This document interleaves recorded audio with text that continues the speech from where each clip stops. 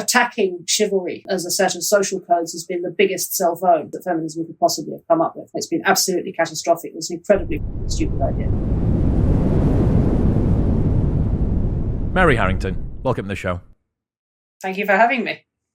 I spent a couple of days in New York with a friend. I'm not around young children. I don't have any children, at least ones that I'm aware of. And I got to see the tyranny that is bedtime. And from my perspective, you can tell me if this is true, right? To me, it seems like a daily game theoretic, litigative negotiation with a tiny drunk tyrant that happens every single day on an evening at pretty much the same time. How accurate of a representation is that?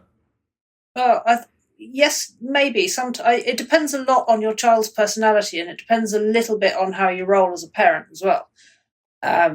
What I mean by that is, if you treat small children as rational beings who need to be negotiated with, then you're letting yourself in for a world of pain. But if you treat them as something a little bit more like dogs that need to be trained, and I say that with love, as a mother who really very profoundly loves her daughter, and you start doing that very lovingly and very firmly from a young age, with luck and patience, you'll have a child who likes a bedtime routine, who's familiar with it, and who's, when they get to a point of tiredness, just goes, oh, okay, now I'm in the groove. Now I know what's coming next. And they'll just chill out. And then bedtime becomes a relaxing thing. So it depends on a number of different factors. I mean, also how many kids you have. If you've got 3, then, that harmonious sort of twinkly kind of thing isn't quite so straightforward because they all want different things. And, my dear friend who has 3 under 5, it is a little bit more like crowd control. You've got one screaming for milk while the other one is throwing poo at the wall or whatever. It's a different ballgame. But I think the idea, the goal is to have a routine that everybody just kind of falls into, and you know where you are with things. And actually, it's about training the unconscious mind so that you can think less about the stuff that doesn't matter. In that way, it's like doing a kata in martial arts. It's teaching the body to react instinctively, and I think that's very much the approach that I'm in favour of when it comes to very small children. I saw the group of 3 that you were talking about. I think that definitely contributed. There was a point we were sat down having dinner, and I think the oldest 2 had gone to bed, and then there was a point at which a naked 3-year-old just came sprinting through the dining room. And then dive bombed onto the couch, and there's a mother sort of frantically chasing after, going, I'm sorry. It's so good. But I'm glad that negotiating or whatever it is, the training, I think, that needs to happen before, there should be some sort of onboarding prep school for that. Yeah, I mean, I guess in that sense, I'm quite old-fashioned. There are parents who take the view that children will naturally, spontaneously know what's good for them in all possible respects, and you should just be guided by them. I'm not really a believer in that. I'm very much more classical in the view that children have to be habituated to the good, and that's actually part of your responsibility as a parent. And they'll still be they'll do their best to thwart you in every possible way, and some are more thwarty than others. That's very much a sort of personality thing. That's something that all children can aspire to be thwarty. Yeah, they all have their ways of being thwarty, but I think it's your responsibility to try and habituate them to the good, even if they don't appreciate it at the time, and even if they don't realise it until like 25 years later. You still have to try. Yeah, I think that's all you really can do. Given the fact that you spend a good bit of time on Twitter, and this has probably been one of the most intense weeks on Twitter ever, what's your sense? Give me the aura that's in the air. How apocalyptic has this week been? What's the shittiest stuff that you've seen on Twitter? I've been trying to dial the noise down on the whole Ukraine thing, on the basis that it's not really my wheelhouse. It's not my area of expertise. None of us knows what's happening on the ground because it's just wall-to-wall propaganda from about at least 5 different... I mean, I can think of 2 obvious interest groups and probably another 3 less obvious interest groups who've all got a stake in skewing the story one way or another. And then you've got this absolutely insane free-for-all of people piling into different fandoms to just treating it as a massively multiplayer online role-playing game. And the whole thing's honestly just doing my head in, because it's like the signal to noise ratio is terrible. And I have no useful contribution to make, so I've just been trying to keep the noise down. Someone told me, someone sent me a big email with a bunch of stuff about Ukraine that was really interesting. One of them was the current Wikipedia article about the Ukraine-Russia crisis in February 2022 has over 20,000 words written in it and more than 500 contributors now. So you are literally live streaming a modern war. You know, I'm seeing videos on Twitter, like TikTok. Apparently, the Ukrainian troops were using Grindr to locate where the Russian troops were at. Did you see this? I shit you not. Yeah, and I mean, there's something just so wild about that, and honestly, deeply unnerving. I mean, I set out to write a review of a woman's written this memoir about raising her transgender child, and I sat down to write a review of that book this week. Should run later this week, and I ended up writing about the parallel universes that are formed in digital culture. Because, well, let me explain. I mean, for me, you're familiar with my writing. You know, I'm sure my views on trans rights are it's complicated. It's a difficult issue that needs to be approached sensitively, put it that way. And reading this book, which was obviously very sincerely written by a woman who loves her daughter, loves her child very much indeed, really, really wants to do the right thing. It was like going down. It was just like diving feet first into a completely parallel universe. You know, a lot of the same talking points that I'm familiar with were referenced, but with completely antagonistic interpretations on them. You know, the same sets of facts, but carefully curated to tell a completely contradictory story. It was completely disorienting. It was like being in the upside down. And I read through this whole thing. I found it. I had to sort of stop and just take a few breaths every few pages and just think, she believes this as completely and as sincerely as the people who pit themselves absolutely against her do. You know, everybody really, really believes this. Certitude on both sides. Yeah, completely. And there's no reconciling these two points of view. It's absolutely, the contest is absolutely zero sum, and I don't know where you go from there. And I was thinking, well, you know, this is a serious enough thing when we're talking about the bodies of children. You know, that's actually what's at stake in that particular set of internet culture wars, is the bodies of children, you know, the bodies of adults as well. But, you know, where the rubber really hits the road and where the fights get really bitter is the bodies of children.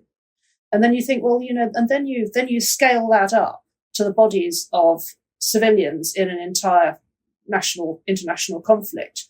And, you know, then you're really, you know, that escalates the intensity of the fandom, and it escalates the bitterness of the culture war to just an unimaginable degree. And I honestly, I don't see how that can be resolved. And I've been watching the temperature go up and up and up this week, and thinking, you know, never again am I going to wonder how it was that the entirety of Europe memed itself into, you know, into a world war in 1914. Because that's kind of what happened at that point. And it feels like that's you know, unless we take a few deep breaths and step away, you know, and a lot of people step away from the keyboard and touch grass, that's what we're going to do. We're going to meme ourselves into international nuclear war. And that's fucking terrifying. It's people spending too much time on the internet. So I went to a meetup in Austin this weekend. Do you know who Scott Alexander is from Astral Codex 10? Yeah, so he held a meetup in Austin, and he sent that out to his entire mailing list, which is probably not too far off 500,000 people. And obviously a very, very, very small number of those are in the States that are in proximity to get to Austin or whatever. But I met a guy who spends 8 hours a day in virtual reality. I met people that are moderators of 4chan, moderators of 8chan, moderators on Reddit board, you know, people like real internet people. And it's so fascinating to think about what happens when you go web first into life, and the externalities and the assumptions that people have about how they're supposed to live. Yeah. Yeah, I mean, I guess that's a theme that recurs fairly often in my work. It comes up a lot for me because I'm probably the last generation to have grown up in the before times. I'm 42, which puts me right on the cusp of the internet, or really the social media age, which is where it went supernova. You know, I mean, there were nerds who were on the internet for a good 20 years before I was. But, you know, we got our first online connection when I was in 1997, I think, and I had my first email address at university. So, you know, I can remember actually doing research in libraries. I went all the way through school without even a mobile phone. I remember the before times; it was a completely different world.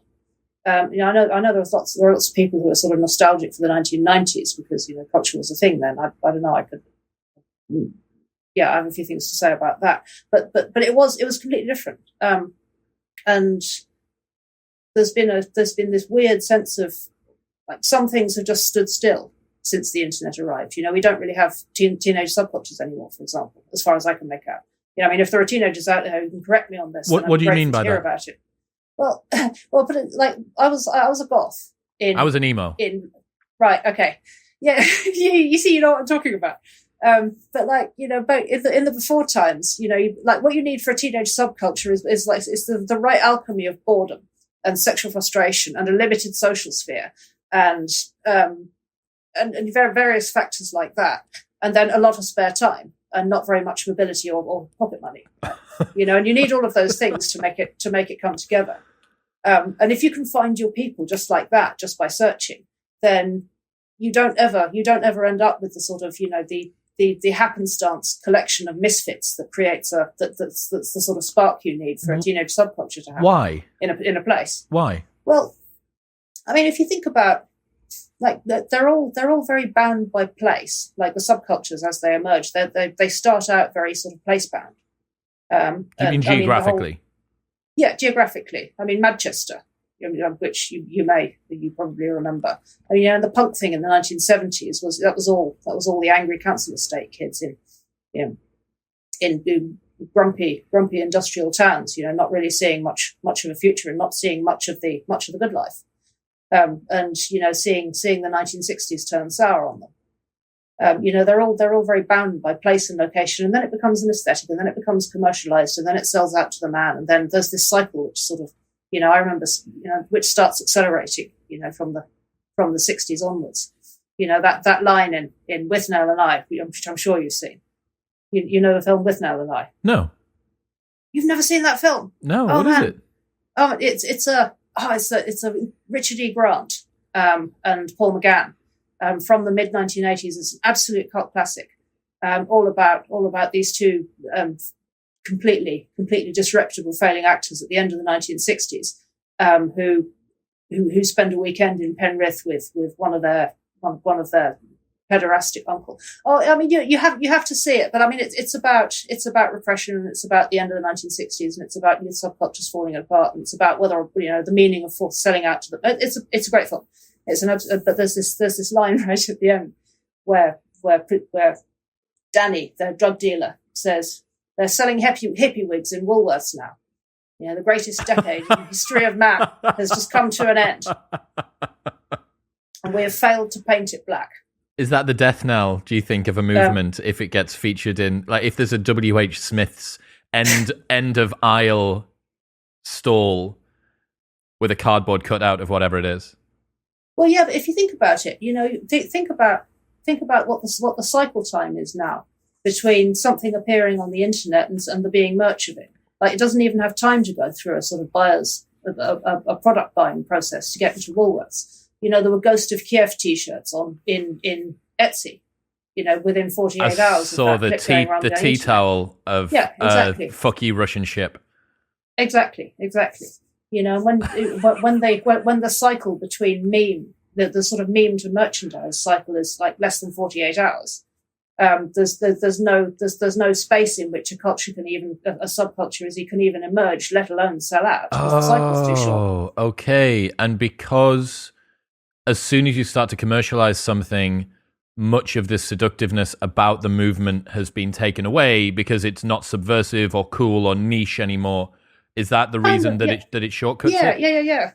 Yeah, and I mean, like, cool, like a subculture will start out being a cool group of kids, and then the people start jumping on the bandwagon.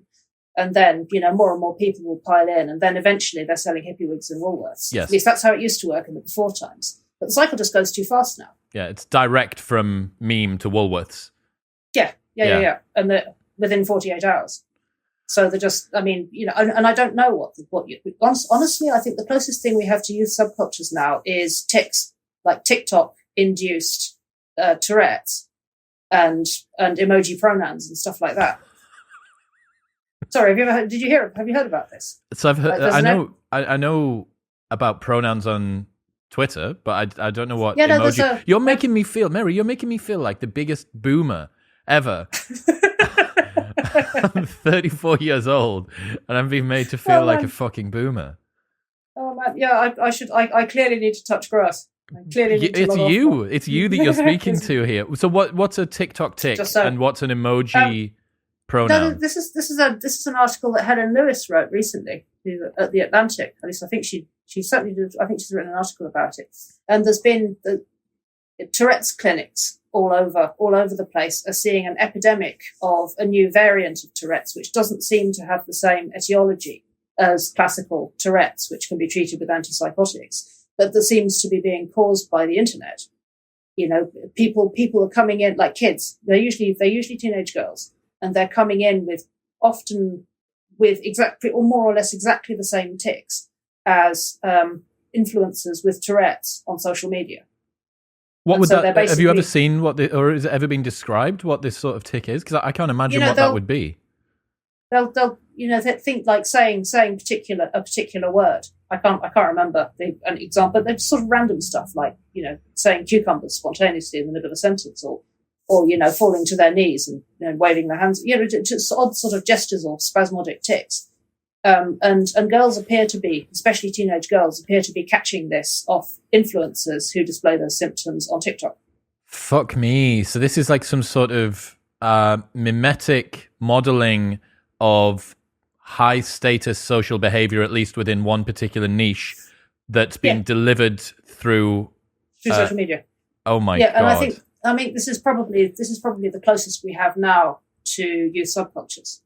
What, some sort of parasitic psychological contagion that gets girls on TikTok to do, like, I don't know, duck faces spontaneously out of nowhere? I mean, it's not massively different to the Ice Bucket Challenge, really, is it? The Ice Bucket Challenge was conscious. This appears to be subconscious. Anyone that tips a bucket of ice over their head subconsciously, that's a serious tic. Right. But what my point is, it's still a meme. And it's still and it's transmitting through the same vectors and to a degree with the same to the same ends. I don't know. I mean, the sort of weird esoteric corners of the internet where people mutter about the fact that these memes are in a sense alive and independent of us. But I don't really want to speculate about that. People don't have ideas. Ideas have people. Yeah, I mean I wouldn't be the first person to contemplate that. But you watch something like this rip through impressionable populations, and you think, well, maybe there's something to it, and then you watch an entire an entire international population of social media addicts, seemingly memeing themselves into thinking that maybe nuclear war wouldn't be such a bad idea, and you think, well, actually, it's not just ice bucket challenges, and it's not just but to them, teenage girls on TikTok. To them, the externalities of talking about this stuff is basically the same. Talking about because I think they're just not really thinking about it. There was a whole class of people who were like, yeah, we should lock down, and it didn't actually make very much difference to them. And I'm sure somewhere in their lizard brains they're assuming that Ocado is still going to be delivering groceries after nuclear Armageddon, and then they haven't really thought it through. Shit the bed. What? Shit the bed. Yeah, I mean that's about where I am this week. You said what's the vibe, and I'm like apocalyptic. It's not good, man. It's a blend of sort of nihilism, sort of apocalyptic Cassandra complex, and apathy, which is nice. Which is a nice place to be, actually. I think. I want to talk about this war on relationships that you've been thinking about. The last few months for me, I've been completely submerged in evolutionary psychology and looking at trends in dating dynamics. You might be familiar with Vincent Harrington, who has done some stuff for Quillette alongside Rob Henderson, who Again, Okay. like here's my fucking advert for Rob Henderson. Everyone needs to go and follow him on Twitter because he's like one of the best people on Twitter. Talk to me about this war on relationships. What's that? Well, I mean, it's my MO is always meme first, ask question later. And I started saying war on relationships before I'd really come to the decision about what I meant by it. And when I talk about a war on relationships, I'd like to be clear. I'm not just talking about the breakdown of relationships between men and women. I mean, it's my working hypothesis is that that's about where we are with it right now, but it opens out to a much more wholesale war on our ability on spontaneous interpersonal social reactions which are not mediated by the market. I mean, that's quite a long thesis, which I'm in the middle of writing up as a book chapter at the moment for the book, which hopefully will come out towards the end of the year, if I can shamelessly plug that here. It's called Feminism Against Progress. You'll be back on to talk about that, so we'll shill it multiple times. I'm really excited about it, and it's a wild ride writing it. But yeah, I mean, the current chapter I'm working on is the one about the war on relationships, which to my mind is about destroying organic interpersonal relationships between people, except those which can be mediated through the market and commercialized. What's an example of that? Well, I mean, actually, and that's really where the relations between men and women, serve as a very powerful example, because it seems to me that there's a fairly concerted effort to discourage men and women from just meeting and falling in love. When women could be encouraged, for example, to offer their services on OnlyFans instead and monetize men's desire, or everybody could be persuaded to sign up to dating apps, which encourage a sense of endless optionality and stop people and discourage anybody from ever actually falling in love and getting off the dating apps, because the grass could always be greener on the other side. It unplugs the human longing for connection from other humans and orders it instead to limbic capitalism. The kind of rewiring of all of our basic desires, in the interests of profit. I mean, that probably makes me sound like a completely unhinged anti-capitalist sort of Alex Jones type loony. But this is once you start seeing the war on relationships, you can't unsee it. Pretty much every facet of COVID policy effectively served to support the war on relationships, because everything which was banned came under the heading of spontaneous interpersonal interaction, and everything which somehow made exception for came under the heading of human interaction, which in some way serves the market. So, going to church was banned. Free fucking children's playgrounds were closed. Singing together was banned. Visiting your family in groups of more than a small number was banned. But somehow you were still allowed to go to the office, and somehow you were still allowed to go to shops, and somehow on and off you were still allowed to go to pubs. The only contexts in which you were allowed to continue interacting with people was where money was, where there was a credit card involved in some form or another, and everything else was shoved online. Which again, serves to monetize it in one form or another, whether it's Zoom making the money, or I don't know, or OnlyFans or whatever. Zoom replaces family get-togethers, and OnlyFans replaces whatever it is that young single people do on a Friday night. And so suddenly you're in a situation where all kinds of domains of spontaneous interpersonal relationships have been methodically destroyed and reordered to the market. It probably makes me sound like a tinfoil hatter, but that for me was that's the story of what the pandemic did. I don't think of it as a deliberate conspiracy, but in practice that's what happened. So that really, at the sort of macro scale, is what I'm talking about when I talk about the war on relationships. What's this Korean untact policy thing? Oh my fucking God. Pardon my language, but oh my God. This is a South Korean policy which has accelerated over the course of the pandemic, which seeks to eliminate all human contact in the interests of increasing productivity. So automating shops, automating libraries, just removing any messy, frictional situations where people are involved in interactions with one another, in just turning everything into a sort of hyper-mechanized set of vending machines in the interests of, also they say, increasing productivity. It strikes me that they haven't really thought it through, because humans have some basic needs, which include other humans. But I suspect that a lot of the people who come up with this stuff, believe very firmly, as do a lot of progressives, that there is no such thing as human nature, and that in fact we can just be remodeled, either to serve the greater good or to serve the interests of profit, or perhaps those two things are the same thing, and whatever. Let's all just hope it turns out for the best. Rory Sutherland says that Silicon Valley sees everything as an optimization problem. And he said this to me I think that's accurate. 3 years ago, and I can't stop thinking about it. And it's not just Silicon Valley. It's that rather than looking at it from a human-centric perspective, it's presumed to be some sort of engineering problem where if we can just get the right set of parameters and deploy them into the world, then all of the problems that we've got can be fixed. When you realize that the human brain is wholly irrational, and the more that I learn about it, the less and less that I feel like I have conscious control over anything. Free will discussions aside, the fact that I'm just whatever rider with blindfolds on the back of an elephant makes me think that when you are talking about this, if you're talking about increasing productivity and yet making someone go into this completely sterile petri dish of a supermarket and maybe not have their one conversation per day that they might have with somebody, which would be the person behind the checkout, then leads to this person killing themselves in 2 years' time because they've never had any intimate contact or any human contact with anybody. You go, it's far too reductive to think that this is an effective policy. And yet, because we're in this world where we no longer pray at the altar of human nature or of religious ideology, the technological revolution has presented us with a new God that can fix all of the problems that we have in our lives. And if we follow that forward, you just think, well, it's just a technological problem. It's simply an optimization issue where if we get the right logistics and the right parameters set, everything's going to be sorted. And it's not true. It's not true. People can't just be rewired like that.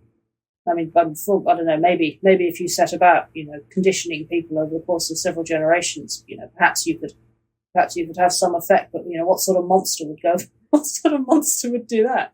I don't know. I mean, maybe we're in the process of finding out. The Koreans, apparently. I've got this quote. Yeah. I absolutely adored this quote from you in one of the articles. The consequence of liquefying all courtship rituals and sexual norms wasn't a feminist paradise of non-exploitative sex, but endemic intimate violence and a multi-billion-dollar porn industry. But the utopians believe so firmly that human nature doesn't exist that the same thing keeps being tried. What did you mean by that? Just that, really. A recurring theme in idealistic efforts to break down existing norms, which, I mean, one way of looking at existing norms might be, the sort of the simplified stories we tell our children in order to make sure that humans don't keep making the same mistakes over and over again. There's a nice simple heuristics. You teach your child to go to bed regularly because, you've learned from experience, as I have, that, if you go to bed at the same time every night, it just saves you a lot of hassle. You get enough sleep, you feel good. It's not rocket science, but you can't explain that to a 1-year-old. So you just train them like a dog to go to bed regularly, and then hopefully they'll carry on doing it when they get to adulthood. And I mean, that's in microcosm. That's all traditions are, really. And sometimes they need to be junked if they just don't fit the conditions anymore. If you've got traditions that applied to living in the desert, 3,000 miles away that just don't really make sense in a temperate climate, then maybe you need to rethink them. But, traditions like going to bed regularly, going to bed at the same time every night, they still work. Lots of them still work. Why was it that the feminists, the paradise that they were looking for, why did that not come about? Honestly, I think they just had that's a very big question. Fundamentally, I think there are some irreducible differences between the sexes which are just not taken into account. I mean, this is, you should talk to Louise Perry about this. Her book's coming out. I don't know, have you had Louise on? No, who is she? She's a great friend of mine, another reactionary feminist. I don't think she'll hate me for describing her that way. or adjacent anyway. She's got a book coming out called The Case Against the Sexual Revolution, which is a feminist book. And it's the feminist takedown. It's a feminist critique of the sexual revolution, which she argues very cogently from evolutionary psychology, amongst other things, has been a disaster for women. Because fundamentally, men and women, at scale, want slightly different things. And or at least they prioritize slightly different things, and that might not always be the case. And I mean, as she put it to me the other day, her view is that, at the individual level, the differences between men and women are not that great, but at scale, they're big enough that actually you need to treat men and women slightly differently. Can you give me an example? Well, let's think. It's a good example. Men are more violent at scale. I'm married to a very lovely man. He is not a violent man. I dare say you're not a violent man. Most men I interact with on a daily basis are not violent men. But at scale, men are more violent than women. Something like 97%, 99% of all sexual crimes are committed by men. Most of the murderers in prison, most of the prisoners, full stop, are men. I'm sure you're familiar with all of these statistics, and it's not an accusation against you or any other individual man to point out that men are more violent. And because of that, it makes sense, for example, to treat male and female prison populations differently. And that opens out into a whole, there are a whole series of minefields we can walk into there. Well, you Which may or may not want to, but just to keep the thing on why the sexual revolution didn't work, is because it was premised on the idea that men and women are basically the same, apart from some sort of trivial kind of topographical differences. But it's just not true. And it's definitely not true when it comes to sex. You said in a different article, similarly, chivalrous social codes may feel condescending, but men are still statistically, physically stronger and more violent than women. An assault on codes that encourages men to restrain their physical dominance may not wholly be to women's advantage. So that's the fact that we can say, I don't need a man to open the door for me. We don't need to have this sort of power dynamic in a relationship typically. However, when you roll the clock forward and say, okay, what happens if you erode these and you get rid of these? You realize, well, maybe the second and third order effect of this was that it was constraining some of the more malignant parts of men's life. Is that what you're saying? Yep. Exactly. I mean, I'll put it much more strongly since I might as well have a go at getting cancelled this week. I've had two or three attempts already. I think attacking chivalry as a set of social codes has been the biggest self-own that feminism is one of the most savage self-owns that feminism could possibly have come up with. It's been absolutely catastrophic. It was an incredibly fucking stupid idea, and it was brought about by a bunch of women who felt safe enough doing it because they were fairly civilized, fairly privileged, and they were confident that they could demand that the men in their lives would treat them well, and they didn't think about men and women in different social contexts who maybe needed a clearer and more simplified set of guardrails. And they specifically didn't think about how much more vulnerable it would make the women perhaps among people who need a simpler set of guidelines. Are you talking about maybe the difference between a middle and upper class versus a typical working class environment? Well, I mean, it's obviously oversimplistic to break down, educational achievement, to say that always invariably maps onto cognitive ability and educational achievement and, impulse control and so on and so forth. But there are some correlations. And when you're talking, I mean, the sort of free for all and, everybody should just, be themselves, edict, which is great, amongst a bunch of, young university graduates who've been broadly brought up with decent manners and taught to go to bed regularly on the same time every night, is a completely different ballgame to people who, for example, have poor impulse control and, not very much education or have grown up in a violent or traumatic or impoverished family, who have a history, have a history of interpersonal violence already. And, saying to somebody like that, oh, you should just follow your heart is going to produce different results. And if you then say, oh, and you don't need chivalry, you don't need codes of chivalry which say don't hit women, you no longer need those. And in fact, it's feminist to get rid of the codes which say men shouldn't hit women. then it's not going to produce a good result. Well, presumably they didn't mean to get rid or explicitly get rid of "don't hit women." It would have been "don't hold the door open." But are you saying that downstream from that was the inevitable conclusion that you got to? Well, I mean, I'll dodge that very slightly by pointing out that choking and intimate violence is now normalized during sex. Was that by feminists? Well, so certainly so sex positivity has been mainstream feminism since the 1980s. So actually, yeah. And there are bitter ongoing turf wars with a U, not an E, within feminism today about whether or to what extent interpersonal violence and how that maps onto consent, and don't yuck my yum is really enough to whether that's really enough to account for the ways that an intimate encounter can be abusive without being non-consensual. It's very volatile terrain, and I think one of the many reasons it's become so volatile is that there just aren't any rules anymore, and to a significant extent there aren't any consequences. In the sense that you can have the most degrading sexual encounter, but as long as you use birth control, chances are nothing permanent will come as a result of it. So that was...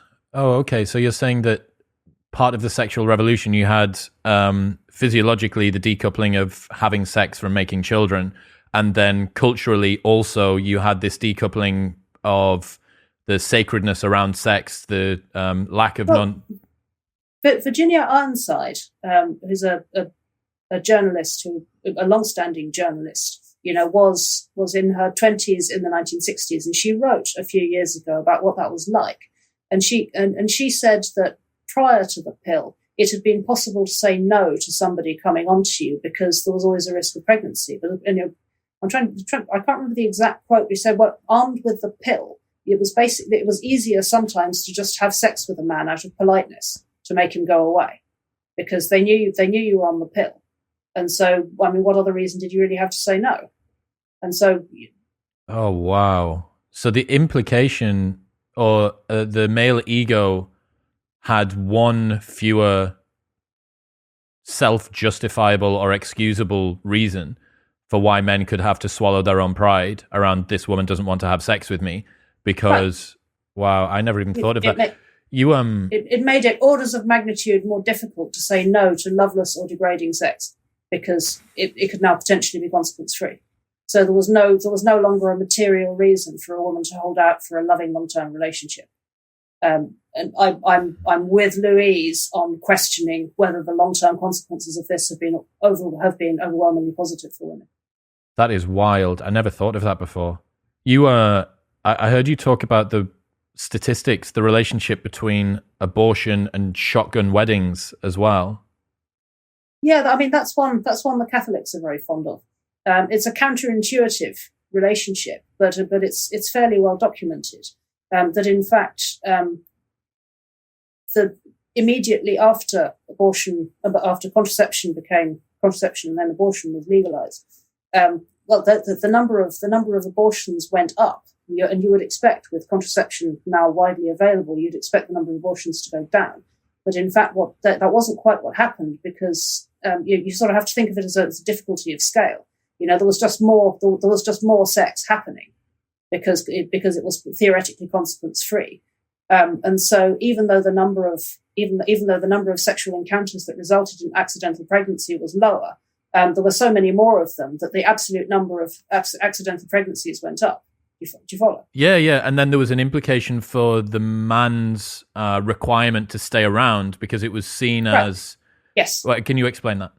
Exactly. And also because it was now possible to go and get an abortion if you were accidentally pregnant, the social pressure on men to then step up went away. So there was no longer an obligation there was no longer an expectation that if a man got a woman knocked up, he'd be expected to marry her. Because the pregnancy was much more, or the birth, was much more her choice. Exactly. So because ending the pregnancy was now an option, that similarly meant it was much more of an option for men to walk away. These two things blow my mind. They absolutely blow my mind. This is like Rory Sutherland level stuff where he's talking about, oh, well, here's the first order effect, and maybe you can see half of the second order effect, but roll the clock forward 5 to 10 to 25 years, and you have this externality that you had no idea was coming, and it's completely terrible. Absolutely. And I mean, it's, what we do with these conclusions, I don't really have a firm view on that. I have friends who are very firmly pro-life. I wrestle with it.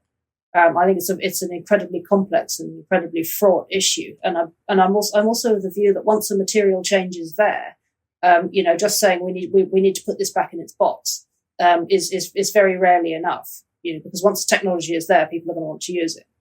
And I think, I think just saying, well, we should put this back in its box may or may not actually have the desired effect.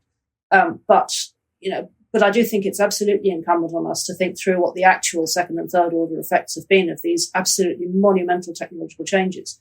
Because in my view, the sexual revolution is on a par with the industrial revolution. In a sense, actually, Wendell Berry, the American writer, describes the consequences of the sexual revolution as being a kind of industrialization of sex. A reordering of sexual intimacy along to the same industrial paradigm. Suddenly it was open to the market. I found a very telling detail. The same year that Hayek was arguing about the spontaneous about the markets, the spontaneous order of markets. I think that's his phrase, spontaneous order. Was also the first anti-pornography conference organized by Andrea Dworkin in New York. I just think it's fascinating that, while this guy is holding up this idealized picture of markets as this spontaneous self-organizing force, right at the other end, somewhere else in the picture, somebody else is waving a placard and saying, no, actually there's this market which seems to be happening spontaneously, and we really don't like the order which it's bringing in. Talking about the sexual revolution, then, you speak about I don't know whether it's an anti-sexual revolution or it's a sex-negative position that we're sort of finding ourselves falling into. Can you explain that? Well, I mean, I don't really think of myself as I don't really see the arguments that I make as being sex negative at all. I mean, I made a pro-sex argument against being public about your kinks on the basis that you just enjoy them more if they're private. And the moment you start parading your disgusting proclivities through town, they start seeming flat and boring, and you have to find something even more disgusting to get the same thrill. So, I mean, if you're going to, I mean, some people are going to have, some people like what they like, right? And I think, the way to keep that frisson of the forbidden is a healthy dose of repression. That's the only way to keep it feeling forbidden. That's one of your. Is that one of the porno dynamics laws? The 3 laws of porno dynamics. Yes. Yeah. There's what was it? The law of fap entropy. Yeah, the law of fap entropy. Can you explain what the law of fap entropy is for people? That's the law that says, whatever it is that you start out wanking to is going to start seeming boring, and you'll have to find something yet more disgusting to get the same thrill. Which is why it doesn't, people can make all the arguments they want to about ethical porn, but you have to see porn as a vector. It's a direction, not a static thing. And you can start at ethical porn, but you'll be down there in the sewers watching blueberry porn before you know it. It's a thing. Don't even ask. Don't Google it. Really don't Google it. Okay. Anti-sexual revolution. I think that you mentioned about you're seeing increasing numbers of sort of 17, 18, 19-year-old people, girls especially, who are kind of withdrawing from a hypersexualized world. You have a friend, yes, I think, who took all of her bikini photos down from Instagram and wouldn't post photos where she's got her shoulders out and stuff like that. I mean, that seems like almost puritanical, compared with what's typically been put forward in popular culture for young people. Absolutely. And I mean, I should underline the fact that this is very subcultural at the moment. But my good friend, Catherine D., also known on the internet more as Default Friend, has been tracking this for a few years. She writes a lot on internet fandoms and sex and relationships. And she's been tracking the rise of sex negativity, particularly in young women, for years. And in a nutshell, young women have just had enough, especially the girls who went through the Tumblr years where it was all don't kink shame me, and then just found themselves in these violent and abusive encounters, which were supposed to be fun and just weren't. And there was no discursive space in which to say, no, actually, this was disgusting and upsetting, and I don't ever want to do it again, because it's like, oh, don't kink shame me. And, if you're going through, there was one, it's been deleted since, but there was a horrific series of tweets that some young woman put up. And she was only in her early 20s, and this had happened to her, sometime before. And she was saying, I had a relationship with this guy and he was a dom, but, I woke up one day to find him, I sort of came back to consciousness one night to find him shoving crushed up Adderall into my cup. And this is supposed to be sort of, kinky stuff, but just what is that? Right. Exactly. Or he wanted to experiment with breath play, so he got steaming drunk and put me in a rear naked chokehold and I passed out. That's not fun for anyone. I don't know what's going on there, but that's not fun. And that's somebody who's gone a long way down the pornodynamics rabbit hole and is just, needs to get his kicks somehow. But then, and sort of has perhaps kind of lost sight of the fact that that's a real human person that he's doing it to. Because, you hear horror, again, don't Google this, but if you ever want to see, what the suffering this causes to men, it's, you don't have to spend very long on the NoFap forums to see, that some of these guys are really struggling with it. I salute every single one of them for trying, because it's, they've had their sort of dopamine receptors hacked by this stuff, sometimes for years, and they're trying to kick the habit, and it's an extraordinarily difficult thing to do. When your brain has been rewired by it to the point where you can't get off except from a particular angle whilst thinking about something incredibly baroque. That you've got to do some sort of mental jujitsu mindfulness exercise in a desperate attempt to put yourself in an aroused state. Yeah. And this is well documented. This isn't just this isn't anecdotal. This happens a lot. And these guys, and once you sort of wanked yourself into that kind of a paralysis, you can't have an intimate relationship with somebody, not really, until you've rewired your brain again. Because how are you ever supposed to be intimate with another human being? If you can only get off while sort of standing on your head and thinking about blueberries or whatever it is. I think it's horrendous. I think it's absolutely monstrous. So rolling the clock forward from there, do you think that we're going to see more of this? I don't know what you would call it, like an anti-sexual revolution or a sacredizing of the intimate relationship, or is that what you would prescribe if you were to try and fix it? I sincerely hope so, but it's not a simple problem to fix. And I think, in as much as, it's already happening. I see it already happening, but it's subcultural, and it's generally coming from sort of what I would call young counter elites. Who's that? By which, who's that?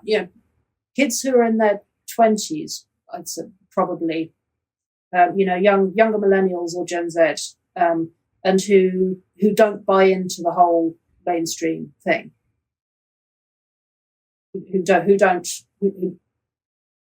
who aren't fully signed up to the integrating what Wesley Ann calls the vertically integrated messaging apparatus, and who read whatever it is, who sort of, I don't want to call them conservative because they're not exactly conservative. They're I don't know quite what they are. They're their own thing, but those kids, some of them are thinking this stuff through very concretely. Some of the conclusions they come up with are frankly terrifying. Then, I'm not even going to go there. Like, I'll write about it. I'm not doing that on the podcast, so I'll get myself into trouble. But again, I'm not in their shoes, so what can I? Well, I can't remember, what can I say really? If I was there, maybe I'd be forming the same views. But yeah, I see younger sort of countercultural people, taking very firm views on this and I don't know, it's sort of among that cohort, I see it sort of going in two directions. People either go radically, they either go full nuclear war on relationships, And there are various different ways you can do that. You can go full on hedonistic. You can go all out for the victory of one sex over another. You can sort of girl boss, OnlyFans vibe, or alternative, the pickup artist thing is another variant on that. It's just about, instrumentalizing, defeating, and, symbolically humiliating the opposite sex. To me, that seems to be the kind of, the principal mood, and you're more interested in kind of keeping the score with respect to your male friends than you are in sort of interacting with the human. And I think, there are male coded and female coded versions of this in my observation. The girl boss OnlyFans thing is in a sense, just a mirror image of the pickup artist thing. It's adversarial, right? It's taking the primary, typically the primary source of value that the opposite sex had, and then weaponizing your ability to manipulate that. So men weaponizing their ability to get women's bodies, and women weaponizing their ability to get men's resources. Yeah. And I'm finding it really, really striking that you can find almost exactly the same comparison, exactly the same attacks on marriage in feminist writing as in incel and pickup artist writing. They all hate marriage. They all see it as no better than prostitution and think it should be replaced with a franker and more market-based, in fact, version of exchange. There we are. We're back at the war on relationships. And in a sense, that sort of this effort to break down any possibility of solidarity between men and women, and replace it with something that's transactional and instrumental. And can be ordered, to the logic of, wages or commerce, or you see it as you say, coming from both sides. It's older than social media. It's probably older than the sexual revolution, although it definitely accelerated with the sexual revolution. And I sort of feel like we're reaching some kind of an end. I honestly don't know how much worse it can get without the human race just sort of losing the ability, without us all just losing the ability to talk to one another or, form families, full stop. That was the end point. So the last time that I was stood here in Austin, I was having a conversation with a guy called Vincent Harrington, who I've mentioned twice today. And I'm going to continue to force feed traffic to him in the way that he precisely doesn't want to have happen. He is the most pseudonymous man I've ever met, and yet I'm going to continue to get people to go and look at his stuff. And the end point that we came to, he's done a big, deep data dive. He's a data scientist that's looked at the relative attraction rates, what's happening on dating apps, so on and so forth. And the outcome really is pretty terrifying, especially when you look at the population projections. Not just in the West now as well. Like China's in a pretty good place, a pretty bad place with this as well too. But there's not a very positive, rosy outlook. The apocalyptic way that we started talking about Twitter at the beginning looks paradisal in comparison with the future for relationships, I think. And I remember reading this article from Kat Rosenfeld, I think she's called, and I think you've spoken about this too, which is, in order to make something attractive and for there to be excitement in a relationship, there needs to be a little bit of uncertainty and a small amount of danger might be the wrong word, but at least a little bit of uncertainty and some sort of play between the two people. And there's two things that are going on at the same time. One is this complete liberalization of don't kink shame me.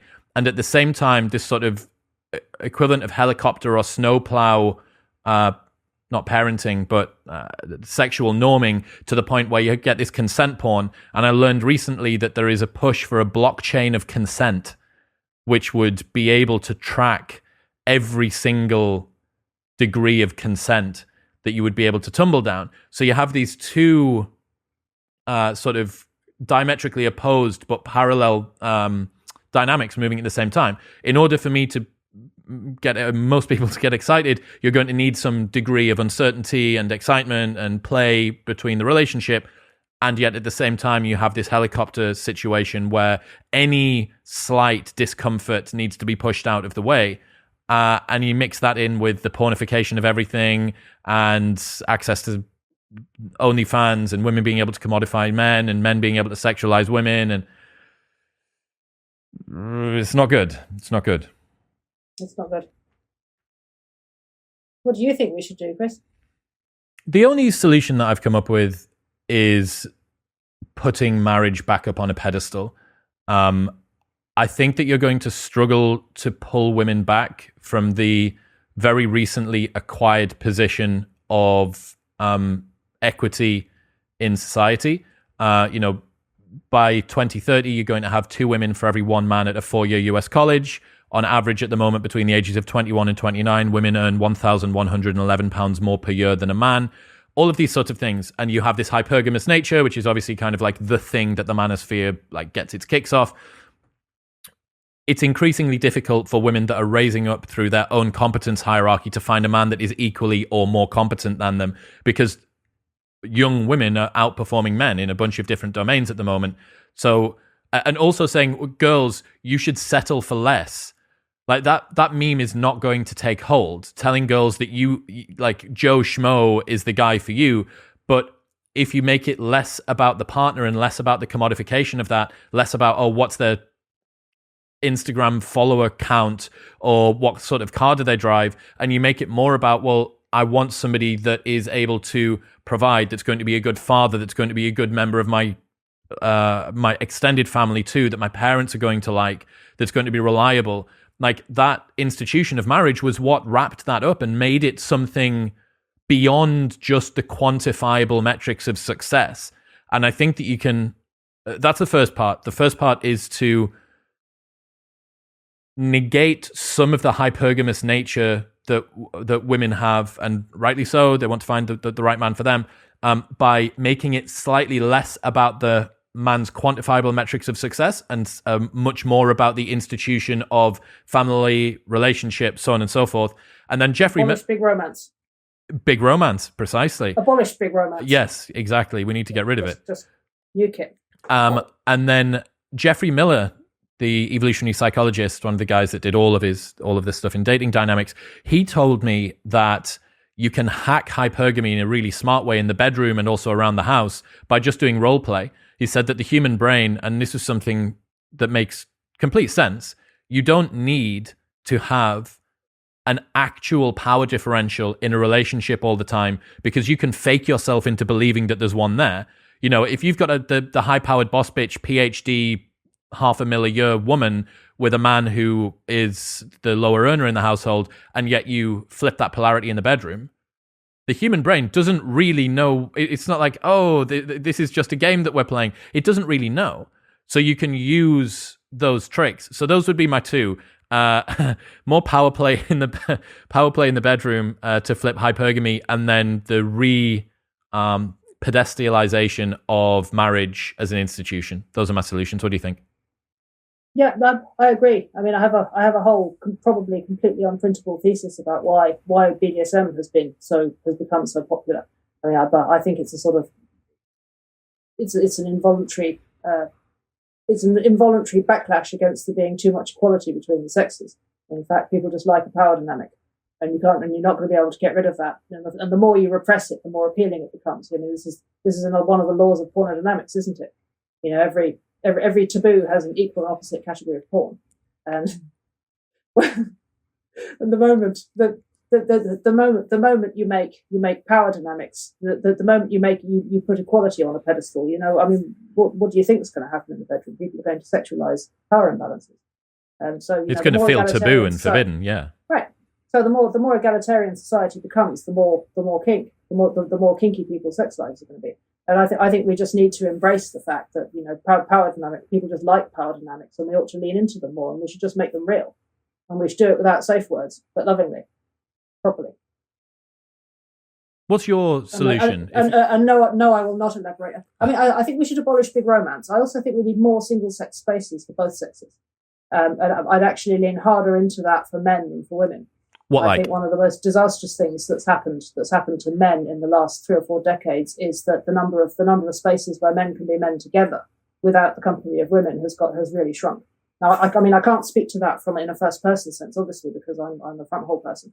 But it's very clear to me, thinking about my male friends and just from observation and from listening to men speak, it's just obvious there aren't very many, unless you're on a football team, or unless you play a sport, or there are some limited other contexts which will probably still be mostly male or all male. There aren't very many places where men can talk amongst themselves without women, and that seems like it could be a problem to me, because I mean I have no idea what men talk about amongst themselves, but it seems right to me that should be a thing.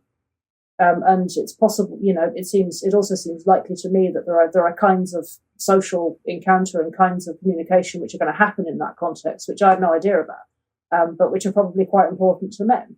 And that if you don't do, if those things aren't there, then, men are going to be sad. None of this seems to me like it's rocket science.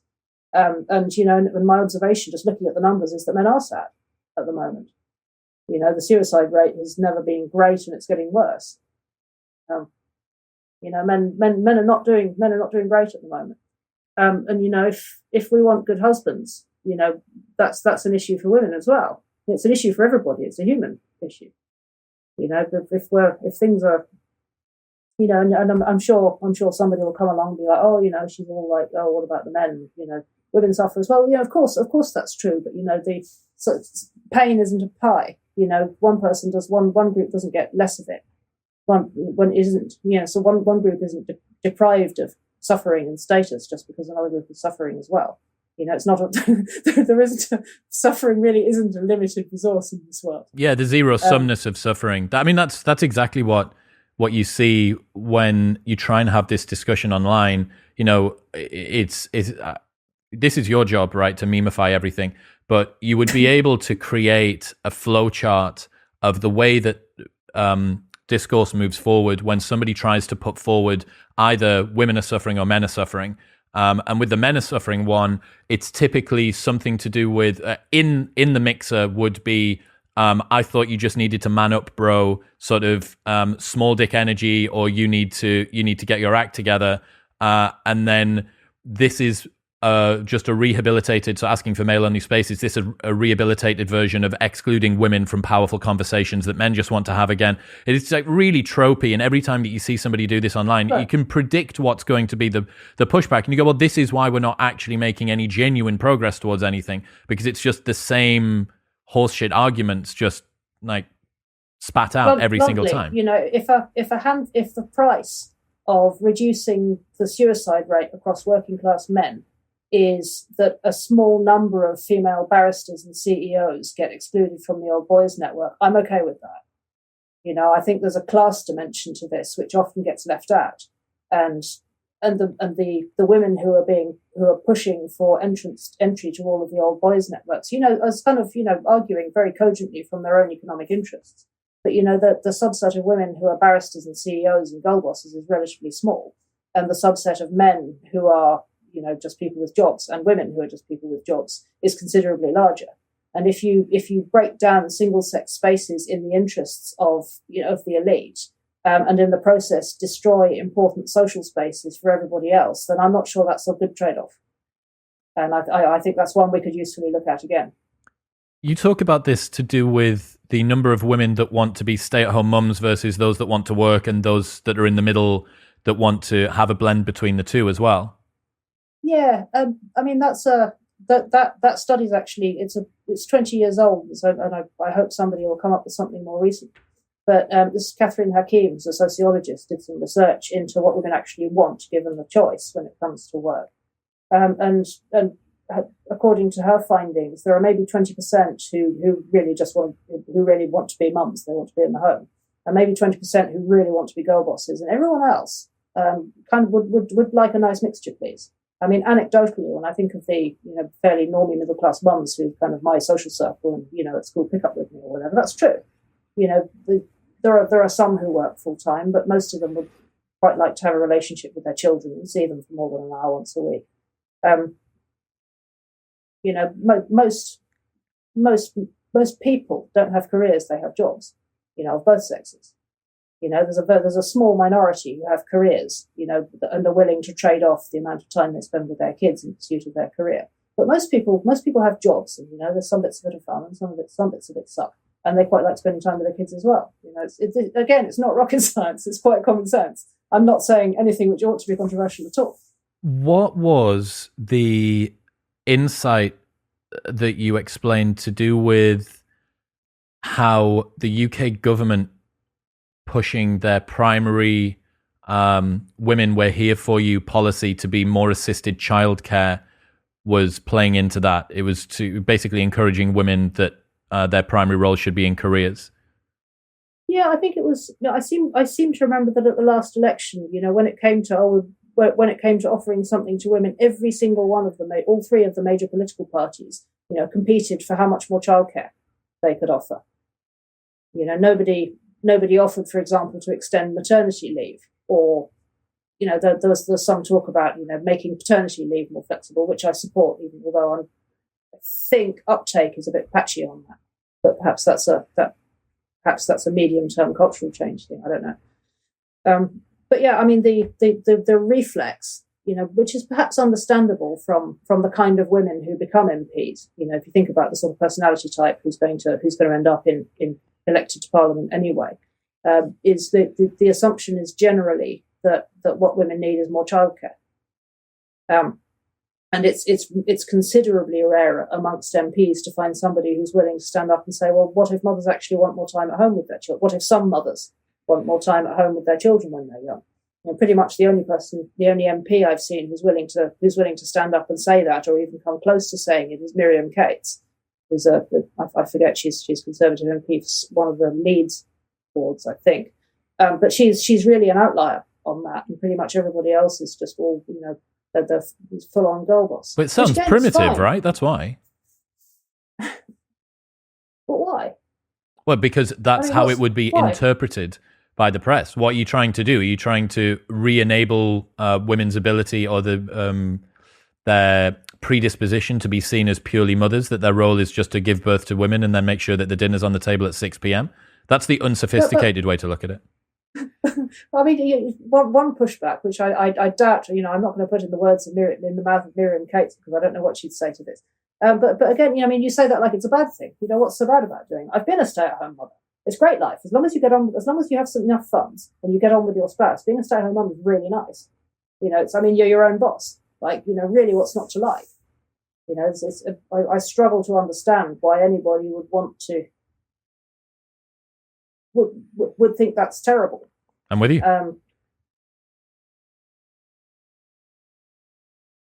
But that's not how it gets framed. And I mean, again, here I am working. I sort of started by accident, and now here I am. So it's complicated, I sort of fell into doing something that I loved, and now here I am. But it's one thing making sacrifices for a career that you love, and with the help of a supportive partner, and it's another thing altogether. Being offered more childcare by the government so you can spend 8 hours rather than 6 hours a day putting packets through a scanner in a supermarket instead of seeing your children. I just struggle to see how, I'm not convinced that every woman in that situation would see that as doing them a favour, I guess is what I'm saying. Maybe there are other possibilities too. Mary Harrington, ladies and gentlemen, people want to check out your Substack and follow you on Twitter, which they absolutely need to do. Where should they go? Look me up at reactionaryfeminist.com or search that on Substack. You'll find me there, reactionaryfeminist.substack.com. I'm moving circles on Twitter. This has been fun. Thank you for having me. It's been really, really great. I'm looking forward to the book coming out. If you can hurry up and write it, please. That would be great. Yeah, I need to get some sleep and get on with it tomorrow. War on Relationships chapter. I'm looking forward to it. Thank you very much, Mary. All right. What's happening, people? Thank you very much for tuning in. If you enjoyed that episode, then press here for a selection of the best clips from the podcast over the last few weeks. And don't forget to subscribe. Peace.